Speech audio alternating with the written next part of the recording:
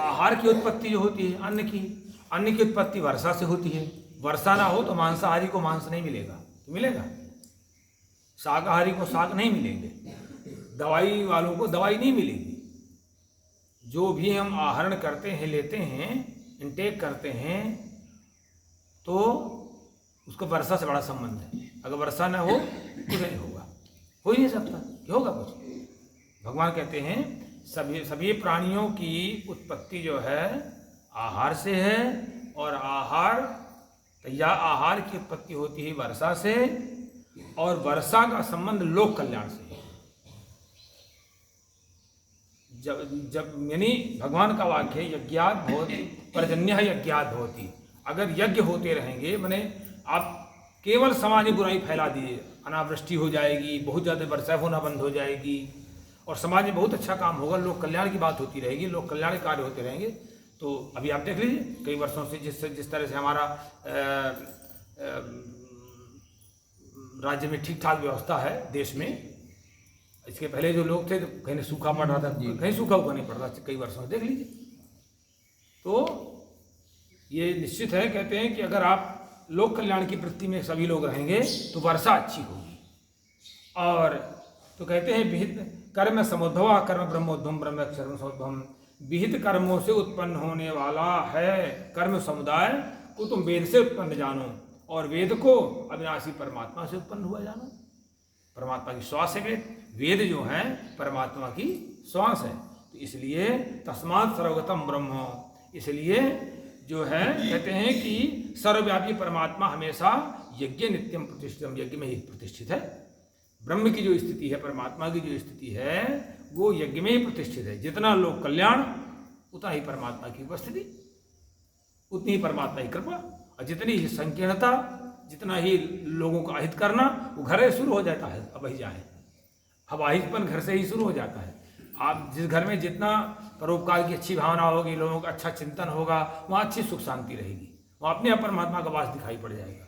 और जहाँ पर यहाँ होगा वहाँ देख लीजिए एकदम कलह शुरू रहेगा, गरीबी शुरू रहेगी, व्याधियाँ शुरू रहेंगी, धन आएगा लेकिन जाएगा ज़्यादा, आएगा कम, टिकेगा नहीं। ये सब चीज़ें स्थिति परमात्मा की स्थिति यही तो है, और क्या है। इसलिए भगवान कहते हैं कि लोक कल्याण की भावना से मैंने निरंतर धर्म में प्रवृत्त रही है। तो कहते हैं एवं प्रवर्तितम चक्रम नानुवर्तयति यः अघायरिंद्रियारामो मोघम पार्थ सजीवति।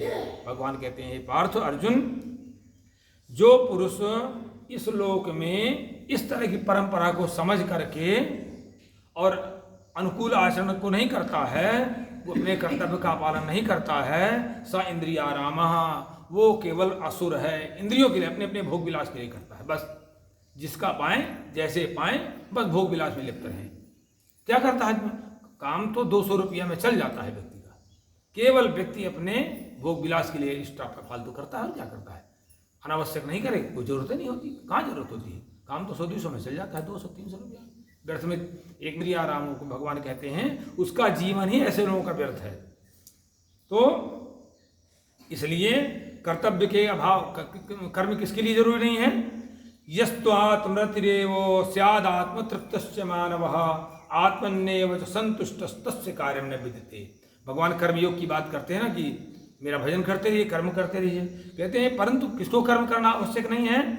जो व्यक्ति जो मानव आत्मरति, अपने आप में रमण करता है, समाज से उसको कोई लेना देना नहीं है। भोजन मिल गया तो मिल जाएगा, नहीं मिलेगा तो नहीं मिलेगा।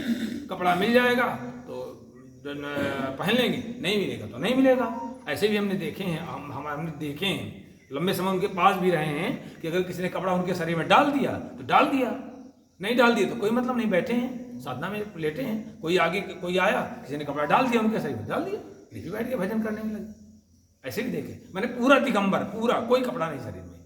भोजन किसी ने पूछ लिया तो भोजन पा लिया, किसी कोई लेकर के आ गया, नहीं है तो फिर भजन में लगे हुए हैं। ऐसे भी हमने देखे हैं। उनकी संयोग, उनके दर्शन करने, प्रणाम करने, उनके पास रहने का अवसर मिला है, खूब अवसर मिला है, बार बार अवसर मिला है। उनकी हम चर्चा भी करते रहते हैं। तो कहते हैं भगवान, ऐसा व्यक्ति जो केवल अपने आप में रमण करता है, उसको कोई संसार से मतलब नहीं, आत्म तृप्त, अपने आप में संतुष्ट रहता है, अपने आत्मा में ही तृप्त रहता है, केवल अपने आत्मा में। आत्मनि संतुष्ट, अपने आत्मा में ही संतुष्ट रहता है। तस्यात् तस्य कारणं विद्यते, उसके लिए कोई कर्तव्य शेष नहीं है। अगर आप समाज से लेंगे तो आप समाज को देंगे, अगर आप समाज से सेवा लेंगे तो समाज, साधु जब भजन जब करता है ना, समाज से भोजन लेता है तो सारा भजन समाज को मिल जाता है उसकी। इसीलिए साधु के लिए साफ लिखा हुआ है कि आपको इतना भजन करना ही है, करना ही है समाज के लिए, क्योंकि समाज से आप भोजन ले रहे हो, समाज से आप खा रहे हो, समाज से बिजली ले रहे हो, समाज आपको सारी सुविधाएं दे रहा है, तो आपको समाज के लिए इतना करके देना ही पड़ेगा। और जब इस समय हमारे देश में व्यवस्था इस तरह की थी तो देश हमारा बड़ा सुखी था, अलग व्यवस्था थी, अलग तरंगें थी, अलग वातावरण था।